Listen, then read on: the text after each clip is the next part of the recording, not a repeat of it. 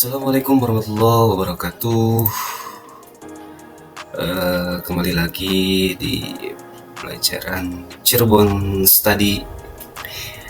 Bagaimana kabarnya sahabat-sahabat? Semoga dalam keadaan baik ya. Dalam video ini kita akan menjelajahi sistem kebudayaan Cirebon melalui 5 topik penting. Pertama, sistem kebudayaan dan ritus keagamaan. Ada sistem kemasyarakatan dan ritus siklus kehidupan, sistem mata pencaharian, sistem kesenian, serta sistem teknologi yang menjadi bagian tak terpisahkan dari warisan budaya Cirebon. Mari kita sama-sama memahami kekayaan budaya yang tersembunyi di dalamnya.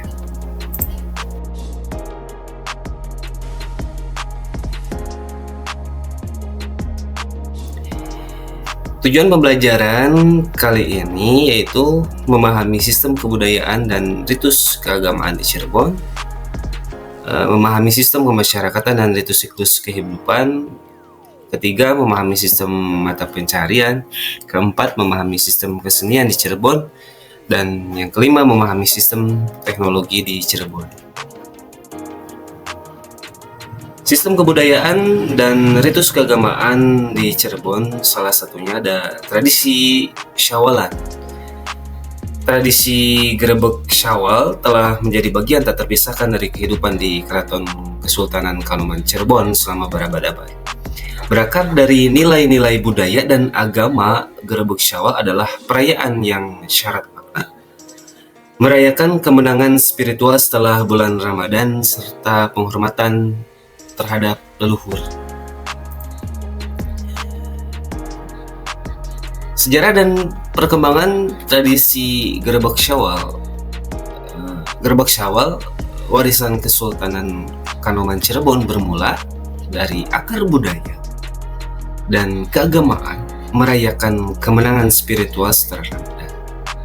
Terus berkembang dari generasi ke generasi. Perayaan ini mencerminkan kekayaan sejarah dan identitas Cirebon. Grebeg Syawal penuh dengan ritual dan perjalanan spiritual, mulai dari persiapan di Pendopo Jinem hingga tiba di Astana Gunung Sumbung. Keindahan tradisional dan nilai-nilai kesederhanaan serta kebersamaan tercermin dalam pakaian adat dan upacara adat.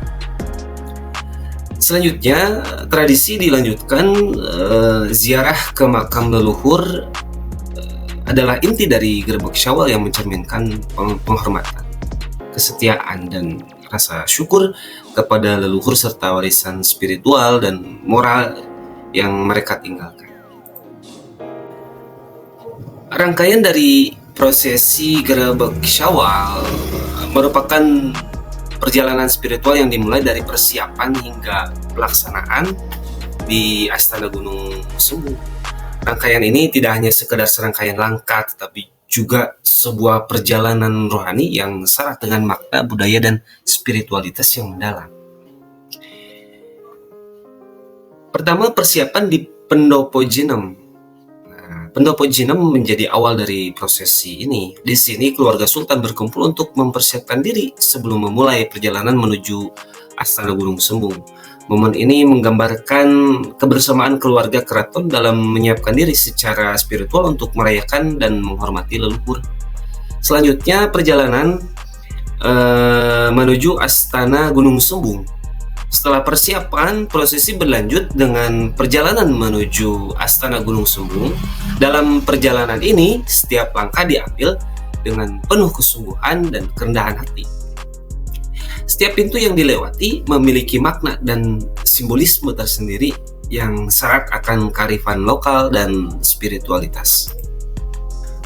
Makna dan simbolisme di balik setiap tahapan prosesi memiliki makna mendalam, dari melewati pintu-pintu yang melambangkan tahapan spiritual dan peningkatan kesadaran hingga akhirnya mencapai tujuan tertinggi, yakni Astana Gunung Sumbung. Setiap gerakan, doa, dan ritual yang dilakukan di setiap lokasi memiliki makna dan tujuan tersendiri, seperti doa keselamatan, keharmonisan, serta penghormatan kepada leluhur. Sampai di Astana Gunung Sumbung, setiap tindakan memiliki makna yang lebih mendalam. Ziarah ke makam leluhur merupakan penghormatan yang dalam kepada nenek moyang, sementara doa dan zikir yang dilakukan di tempat suci ini menjadi momen kesucian dan keselarasan dengan alam. Selanjutnya ada tradisi Muludan, merupakan perayaan yang tumbuh subur di tengah masyarakat Cirebon, memperingati kelahiran Nabi Muhammad SAW yang jatuh pada tanggal 12 Rabiul Awal dalam penanggalan Hijriah. Dikenal juga sebagai bulan Mulud, perayaan ini menandai bulan penuh berkah dan sedekah bagi masyarakat Cirebon. Tradisi Muludan bukan sekedar sedekah, tetapi juga menyimpan serangkaian upacara yang melambangkan kehusuan dalam memperingati kelahiran Nabi. Beberapa di antaranya termasuk ada panjang jimat, siraman panjang, nyiram gong sekaten, nasi jimat, tawurji dan ngapem, pasar Muludan. Tradisi panjang jimat menjadi bagian penting dalam peringatan Maulid Nabi di Cirebon. Diadakan di 3 keraton besar, yaitu Kasepuhan, Kanoman, dan Kacirebonan. Panjang jimat mengandung banyak interpretasi, salah satunya merujuk pada artefak bersejarah yang perlu dicari. Tradisi ini menjadi pengingat bagi umat Islam untuk tetap mengikuti ajaran agama. Selanjutnya ada tradisi siraman panjang atau pencucian pusaka bersejarah.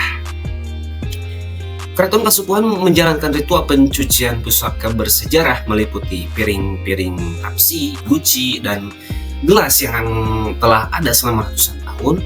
Air bekas pencucian dianggap memiliki berkah. Proses ini juga diikuti oleh ritual buka bekasem dengan fermentasi ikan laut sebagai bagian dari perayaan Maulid. Selanjutnya ada nyiram gong sekaten, atau Keraton Kanoman melakukan tradisi nyiram gong sekaten, yaitu mencuci gamelan yang berusia ratusan tahun. Air bekas pencucian diharapkan membawa berkah bagi kesehatan dan hasil panen yang melimpah. Ada tradisi nasi jimat. Dapur Mulud di Keraton Kasepuhan membuka ritual pembuatan nasi jimat hanya sekali setahun. Nasi ini dimasak dengan minyak kelapa dan air santan serta diberi berbagai rempah-rempah. Ritual ini memiliki makna dan tradisi khususnya dalam pembagian kepada keluarga keraton, kepada penghulu, kepala kaum masjid dan warga setempat. Lalu ada pasar Muludan. Pasar Muludan menjadi ajang meriah dengan berbagai barang kuliner khas Cirebon dan berbagai atraksi menarik. Selanjutnya tentang sistem kemasyarakatan dan ritus siklus kehidupan di Cirebon. Yang pertama itu ada Ngupati. Ngupati adalah tradisi 4 bulan kehamilan dengan membaca surat khusus dalam Al-Quran seperti surat Yusuf, surat Maryam, surat Luqman, dan surat Al-Waqiah. Tujuannya adalah untuk keselamatan calon bayi dengan makna simbolik seperti kesempurnaan, kemudahan melahirkan, karakter terpelajar, dan dimudahkannya rezeki. Tradisi ini juga melibatkan makanan berupa ketupat sebagai atribut tradisional yang melambangkan 4 arah mata angin dan kiblat menuju Allah. Tradisi Ngupati dilakukan pada bulan keempat kehamilan atau usia janin 120 hari. Prosesi melibatkan membaca surat khusus yang telah tadi disampaikan seperti surat Yusuf, surat Maryam, surat Luqman, dan surat Al-Waqiah. Biasanya dilakukan setelah sholat asar di rumah hajat dengan khataman Al-Quran. Tujuannya adalah mendoakan keselamatan dan keberkahan bagi calon bayi, termasuk dalam rezeki dan umur. Proses pelaksanaan Ngupati dimulai setelah asar di rumah hajat dengan membaca Al-Quran dan khataman Al-Quran. Para tamu undangan membaca surat-surat yang sudah tadi saya sampaikan di bawah bimbingan Ustadz. Setelah pembacaan selesai, acara diakhiri dengan doa, dilanjutkan dengan istirahat dan prakata dari Ustadz, tuan rumah, kemudian membagikan makanan dan minuman kepada tamu undangan. Masyarakat memainkan peran kunci dalam menjaga keberlanjutan tradisi Ngupati. Mereka meyakini bahwa tradisi ini adalah warisan turun-temurun dengan makna dan tujuan penting untuk keselamatan calon bayi. Keyakinan ini mendorong mereka melaksanakan Ngupati sebagai bentuk penghormatan kepada nenek moyang dan sebagai ekspresi kepercayaan kepada Allah Subhanahu wa Ta'ala untuk memberikan keberkahan. Selain melaksanakan, masyarakat juga berperan dalam menyebarkan dan mempertahankan tradisi ini agar tetap terjaga dan dilestarikan untuk generasi berikutnya.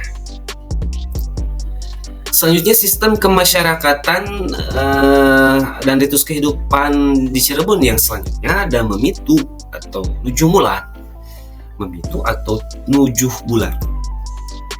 Memitu atau nujuh bulan adalah tradisi masyarakat Indonesia yang dilaksanakan pada usia kehamilan 7 bulan.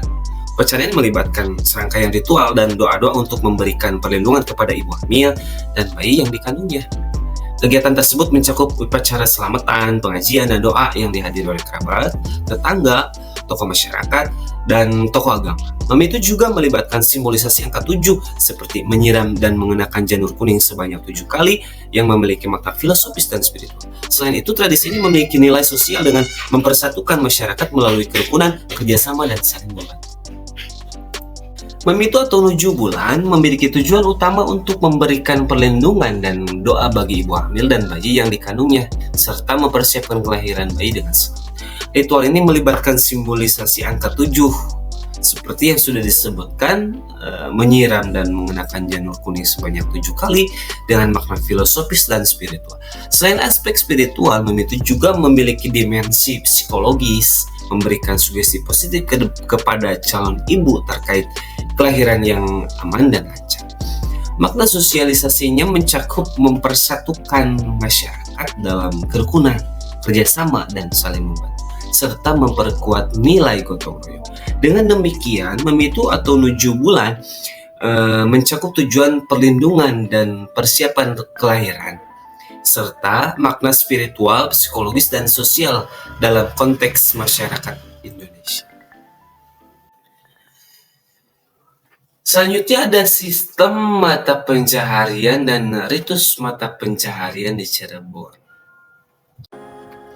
Ada tradisi ganti welit di desa Trusmi. Trusmi adalah sebuah daerah yang kaya akan tradisi dan sejarah, tak terlepas dari salah satu ritual bersejarahnya yang disebut ganti welit. Ritual ini bukan hanya serangkaian upacara, namun juga menandakan kearifan lokal dan sejarah yang dalam. Ganti welit di Trusmi, Cirebon bukanlah sekedar upacara mengganti atap makam dengan daun kelapa. Tradisi ini berkaitan erat dengan tokoh sejarah Mbah Buyut Trusmi.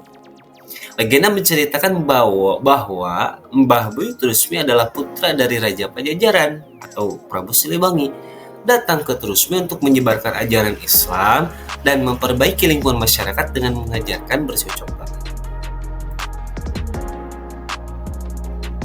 Dalam kisahnya, Bung Cikal atau putra pertama Pangeran Charbonirang diangkat dan diasuh oleh Mbah Buyut Trusmi. Keistimewaan Bung Cikal terlihat sejak kecil yang memiliki kesaktian luar biasa. Namun, kebiasaannya merusak tanaman yang ditanam oleh Mbah Buyut Trusmi mengundang teguran yang tak pernah diindahkannya. Yang mengejutkan, setiap tanaman yang dirusak oleh Bung Cikal justru tumbuh kembali, sehingga tempat tersebut dinamai Trusmi yang berarti terus bersih. Makna dan simbolisme ganti welit. Upacara ganti welit tidak hanya ritual mengganti atap makam dengan daun kelapa. Lebih dalam dari itu, upacara ini menjadi simbol keabadian dan kelanjutan dari perjuangan Mbah Buyut Trusmi serta perubahan nama daerah dari Pedukuhan menjadi Desa Trusmi. Bahkan, upacara ini juga menghubungkan dengan eksistensi Bung Cikal yang dipercayai akan kembali sebagai ratu adil di akhir zaman. Desa Trusmi termasuk di wilayah Kecamatan Wiru mengabadikan warisan budaya ini. Dalam situs Buyut Trusmi, peninggalan Mbah Buyut Trusmi terdapat pendopo, pakuncen, masjid kuno, witana, kolam, jinem, makam Buyut Trusmi, dan pemakaman umum. Tradisi ganti welit juga menjadi bagian penting dari serangkaian acara tradisional yang tetap dilestarikan di Trusmi, seperti arak-arakan, memayu, dan Trusmian untuk memperingati kelahiran Nabi Muhammad SAW. Pemeliharaan dan kepemimpinan turun-temurun. Situs Buyut Trusmi dikelola oleh keturunan Ki Gede Trusmi dengan 17 orang yang memiliki peran masing-masing dalam pemeliharaan dan pengelolaan situs tersebut. Kiprah mereka tidak hanya mempertahankan ritual, tetapi juga mewarisi nilai-nilai kearifan lokal dan sejarah yang tidak ternilai harga.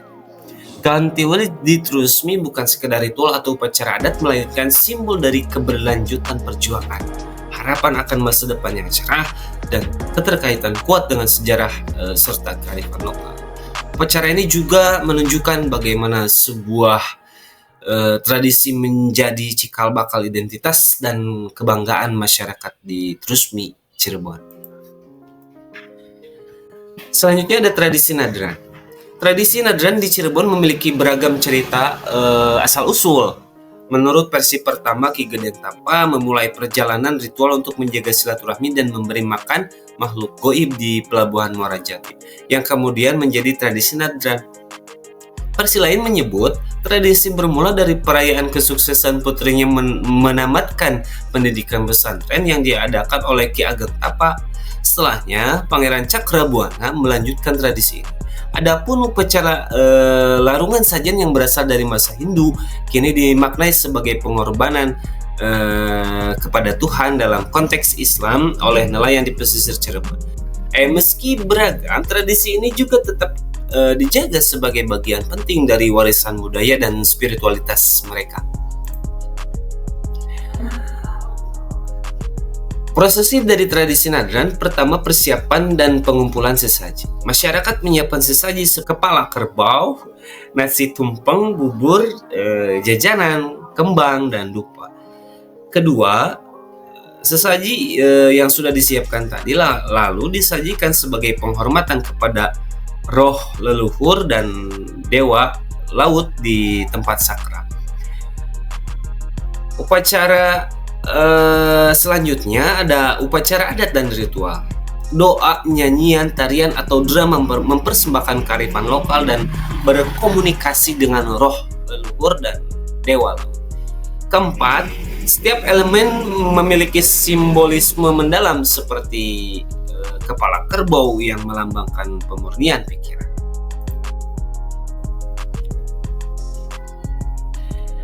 Di Desa Bandengan, tradisi Nadran memainkan peran kunci dalam identitas budaya mereka.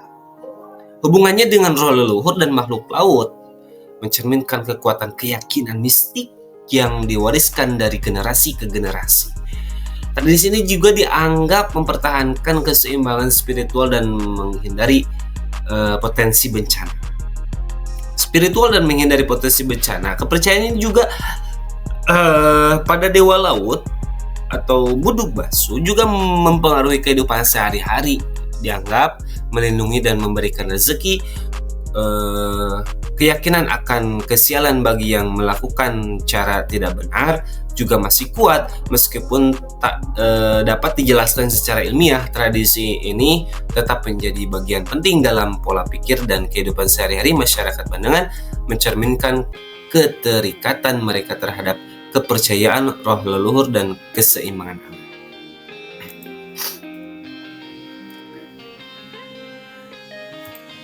Selanjutnya ada sistem kesenian di Cirebon. Pertama ada kesenian wayang kulit Cirebon. Wayang kulit Cirebon menggambarkan keajaiban budaya dengan cerita, simbol, dan nilai-nilai kehidupan yang kaya. Pertunjukan ini bukan hanya seni tradisional, tetapi juga jendela kewarisan budaya yang kompleks.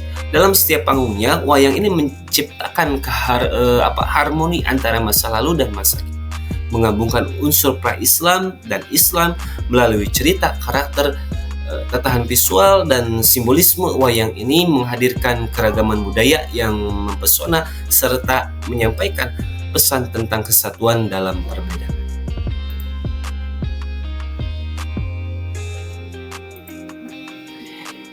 Seni wayang Cirebon merupakan perpaduan yang menakjubkan dari beragam pengaruh budaya. Masa pra-Islam mempengaruhi cerita, karakter, dan seni visual wayang ini dengan kisah epik serta nilai-nilai Hindu-Buddha. Jejak kuat dari masa tersebut terlihat dalam ketahan, sunggingan, dan ukuran dalam karakter wayang mencerminkan pengaruh visual dari masa lampau. Meskipun nilai-nilai Islam masuk ke dalamnya, wayang Cirebon tetap menjaga jejak budaya pra-Islam, menciptakan harmoni dalam perpaduan budaya yang menunjukkan. Pengaruh Islam dalam wayang Cirebon mengubah cerita, karakter, dan visual secara signifikan. Cerita-cerita mengalami perubahan dialog dan pesan moral yang lebih berbasis Islam. Karakter wayang juga mengalami transformasi visual dengan penggunaan simbol-simbol agama Islam seperti kaligrafi yang terintegrasi dalam tatahan dan karakter. Ini menunjukkan bahwa wayang Cirebon mencerminkan integrasi antara nilai-nilai Islam dan warisan-warisan budaya pra-Islam di wilayah Cirebon. Kesultanan Cirebon memakai wayang kulit sebagai alat dakwah yang kuat di masyarakat. Pertunjukan wayang tidak hanya hiburan tetapi juga cara menyebarkan pesan moral, ajaran Islam, dan nilai-nilai kebaikan. Wayang ini menjadi media pendidikan yang mudah dipahami masyarakat dengan dialog-dialog yang membawa pesan religius yang mendalam. Kesultanan Cirebon berperan besar dalam melestarikan dan meningkatkan nilai wayang kulit sebagai media dakwah yang kuat di kalangan masyarakat Cirebon.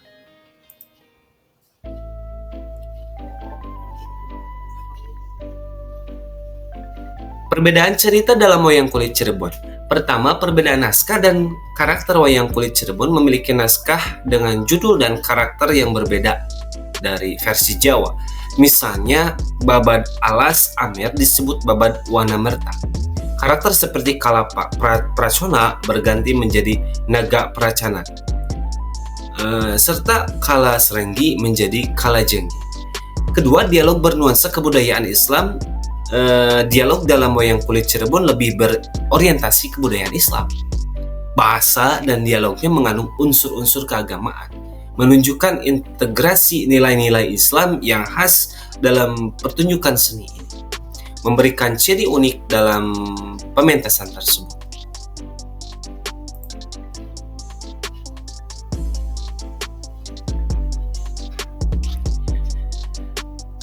Karakter dan visualisasi dalam wayang kulit Cirebon.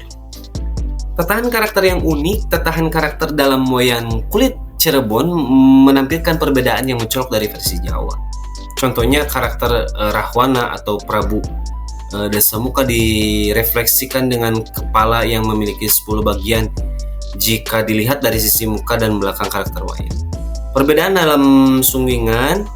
Yang ketiga, pengaruh pra-Islam pengaruh pra-Islam dan Islam. Visual wayang Cirebon memperhatikan pengaruh pra-Islam dan Islam melalui seni kaligrafi Arab dengan tahlil, syahadat, dan sholawat pada gunungan wayang menjadi bagian penting dalam visual seni wayang tersebut.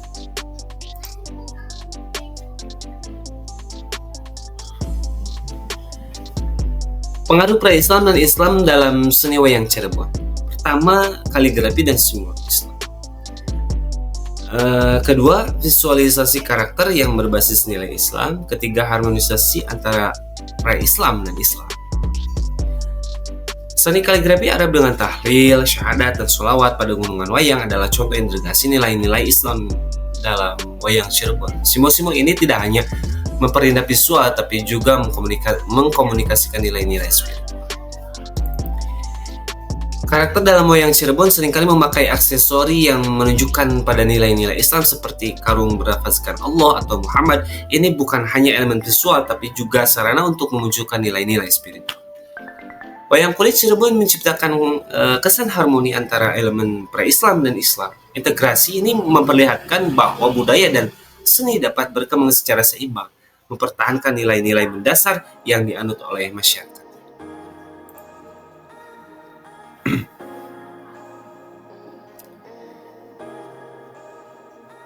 Wayang kulit menjadi perpaduan budaya Hindu-Buddha, pra-Islam dengan ajaran Islam. Kisah pewayangan dan visualnya mencerminkan harmoni antara periode budaya yang berbeda.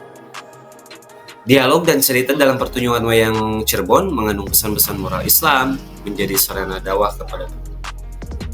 Tiga, penggunaan kaligrafi bahasa Arab dan simbol-simbol Islam pada gunungan wayang menunjukkan integrasi nilai-nilai Islam dalam seni visual. 4. Visual wayang Cirebon menggabungkan simbol-simbol agama Islam dengan tokoh-tokoh pewayangan pra-Islam, menunjukkan keselarasan budaya dalam kesatuan harmonis. Yang terakhir, wayang Cirebon menyatukan nilai-nilai universal dari agama, moral, dan kearifan lokal dalam kesenian yang utuh.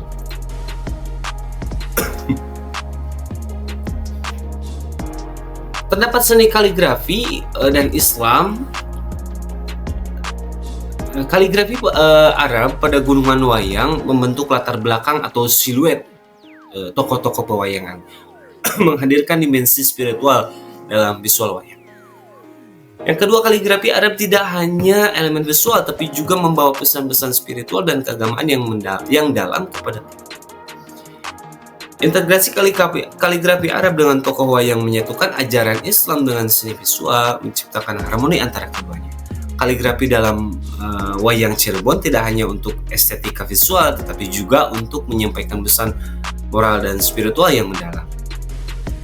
Kaligrafi Arab pada gunungan wayang memiliki tujuan untuk memberikan pemahaman mendalam akan nilai-nilai agama kepada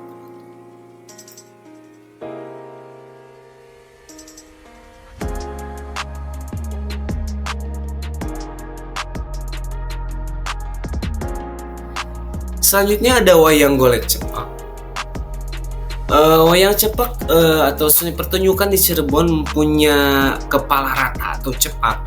Ini membuatnya unik dibanding wayang golek Purwasunda. Berpusat pada cerita Arab Muslim, kisah Panji Hindu, dan cerita lokal. Ini menurut James Redmond, sejarahnya Sunan Giri buat wayang tangan kayu untuk dakwah Islam siang hari.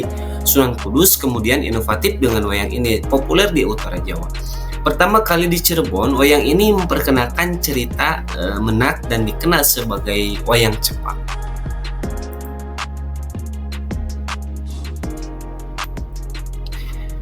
Pada masa Kesultanan Cirebon, ketika wayang cepak mulai berkembang di daerah Cirebon dan sekitarnya, masyarakat pada waktu itu sering mengadakan pertunjukan wayang cepak untuk menyambut para mu'alaf yang baru saja memeluk agama Islam. Hal ini terjadi karena pada masa lalu ada 3 tradisi yang dilakukan oleh orang yang baru masuk Islam, yaitu pertama sunat, kedua panggur atau meratakan gigi, dan ketiga pangkas atau memotong rambut, atau kadang hanya untuk memeriahkan acara sunat anak-anak. Dalam pertunjukannya, wayang cepak menggunakan bahasa Cirebon sebagai bahasa pengantar. Alat musik dan pemain gamelan yang mengiringi pertunjukan wayang cepak Cirebon mirip dengan susunan pemain gamelan pada pertunjukan wayang kulit Cirebon. Para pemain gamelan ini terdiri atas saron 2 pangkon, penerus, bonang, kemian, gambang, kenong dan jenglong, kendang, simbal, suling atau peking, kebluk, kemanak, kelenang, gong atau sabet, beduk, keprak, laras atau intonasi nada yang digunakan dalam pertunjukan wayang cepak Cirebon adalah laras pelog. Selanjutnya ada sistem teknologi di Cirebon. Pertama ada kereta paksi Naga Liman. Cerita tentang kereta paksi Naga Liman dimulai dari Sunan Gunung Jati, cucu Pangeran Losari yang ingin memberikan hadiah ulang tahun kepada kakek. Pada tahun 1350 yang tertoleh di leher kereta, Pangeran Losari memimpin pembuatan kereta kencana ini. Dianggap sebagai karya seni yang unik ketika ini dibuat oleh seorang pandai besi di keraton menggunakan teknik cetak atau besi atau cor logam murni, mulai dari pembuatan kerangkanya, rodanya hingga sistem navigasinya semua dibuat dengan keahlian pandai besi menggunakan kayu pohon sawo kecil dengan warna dasar ungu gelap. Pangeran Losari menjelaskan bahwa paksi Naga Liman adalah perpaduan karya seni dengan konsep kendaraan kencana yang menyampaikan pesan toleransi antara agama di Cirebon yang saat itu memiliki 3 agama yang berbeda. Kereta ini menjadi lambang dari akulturasi 3 kebudayaan yang mempengaruhi Kerajaan Kanoman Cirebon. Kebudayaan Islam dari Arab, kebudayaan Hindu dari India, dan kebudayaan Konghucu dari Tiongkok. Kini kereta paksi Naga Liman disimpan secara utuh di Keraton Kanoman yang dipimpin oleh Pangeran Patih Kanoman, yaitu Pangeran Raja Muhammad Qodiron. Paksi Naga Liman, kereta kencana karya Pangeran Losari, menggabungkan 3 budaya penting Cirebon dalam simbol dan gaya visualisasinya. Pertama ada simbol Islam, paksi burung langit dalam kebudayaan Islam. Simbol Hindu yaitu liman atau Ganesha dalam kebudayaan Hindu yang melambangkan keberanian. Ketiga, simbol Tiongkok bersimbol ular naga melambangkan kekuatan dan air. Berikut juga ada makna dan simbolis dari setiap bagian kereta paksi Naga Liman. Di antaranya ada simbol naga, simbol liman, sayap dan badan buruk, trisula, ornamen bunga, motif ukiran kala, warna, mahkota, peraba, kayu ulin, dan sesajen. Selanjutnya ada Masjid Merah Panjunan. Masjid Merah Panjunan di Cirebon menjadi bukti nyata dari sejarah panjang peradaban Islam di kota ini. Dibangun lebih dari 5 abad yang lalu, masjid ini telah menyimpan kisah-kisah menarik tentang perjumpaan antara budaya, agama, dan perdagangan yang menjadikan Cirebon sebagai tempat penting di pantai utara Pulau Jawa. Asal mula masjid ini dapat ditelusuri kedatangan seorang tokoh agama bernama Syekh Syarif Abdurrahman dari Baghdad yang disebut dalam Babad Cirebon. Diceritakan bahwa sang Syekh, seorang pengrajin gerabah dari negeri Baghdad, datang untuk berdagang dan menyebarkan agama Islam. Kedatangannya membawa pengaruh yang kuat terutama di wilayah yang kemudian dikenal sebagai wilayah Panjunan.